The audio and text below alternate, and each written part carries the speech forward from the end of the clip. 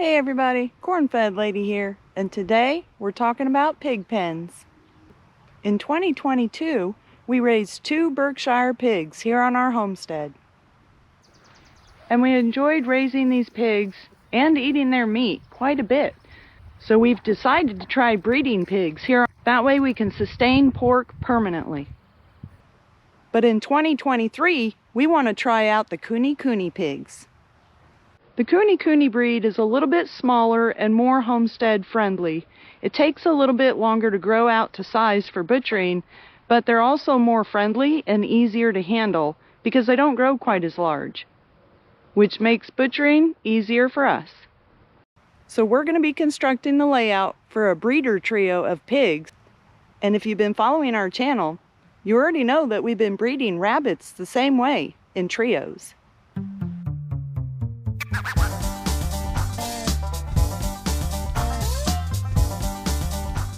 So we're going to have to figure out where to put more fencing and more structures for the breeder pigs. Okay, let's sketch out a rough plan of what we're going to do for the layout on our digital whiteboard here. Now first I'm just going to make a box. This is the area representing what we already have fenced in, what we used this year to raise up the Berkshire pigs in.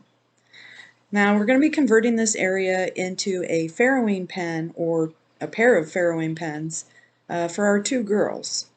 So they're going to have a shared hut in the middle here where they can have their babies and the babies can stay warm until they grow up a little bit. And they will have access to the yard around them as they get older. Of course, we'll be dividing this area in half so that each mom and their set of babies can have their own space to grow and explore in. So we'll put a door on each side of this shared space, and we'll put a divider down the middle so that it's just one single structure, but it'll have 2 separate sides. Okay.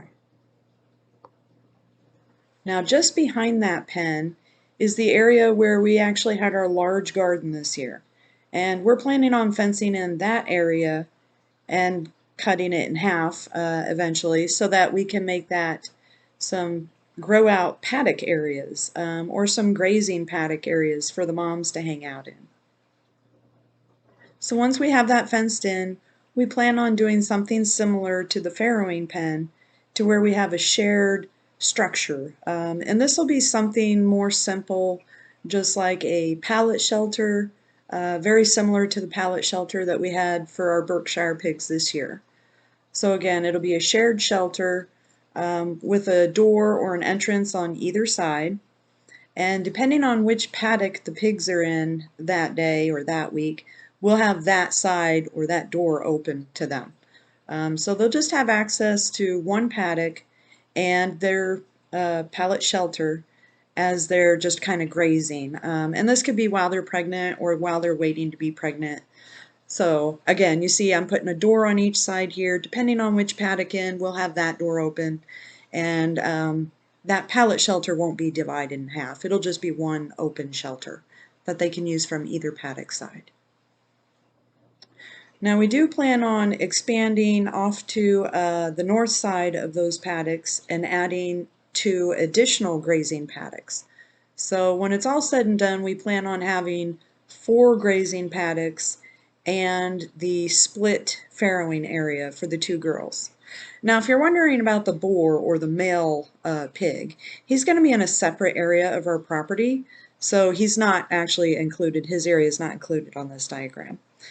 So you see I'm sketching out the additional grazing areas on the north side of those paddocks, and they will also have a pallet shelter that's shared between the 2 paddocks. Depending on which paddock they're in, they'll have the door open to that side or that paddock.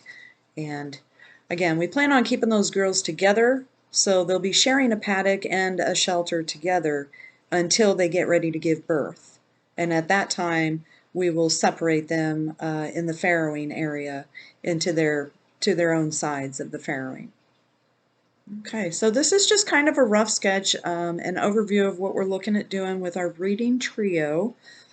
So we'll have the 2 girls in here, and they'll be rotating around between paddocks. We do need to put a door between each of these paddocks, and that's kind of what I'm sketching in now, so that we can rotate or move them as the grass gets worn down or as they start rooting.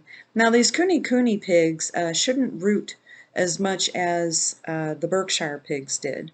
So we're kind of looking forward to that. They may be able to stay in an area a bit longer without tearing it up quite as much.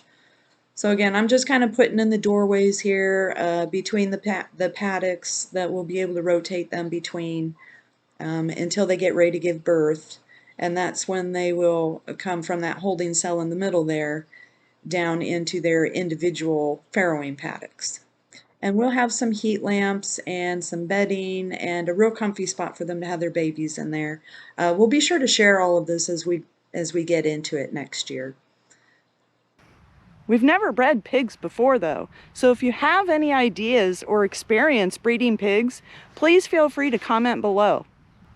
Thanks for watching, and make sure you're subscribed so you can see how this whole Kunekune breeding adventure goes. Have a good one. Bye.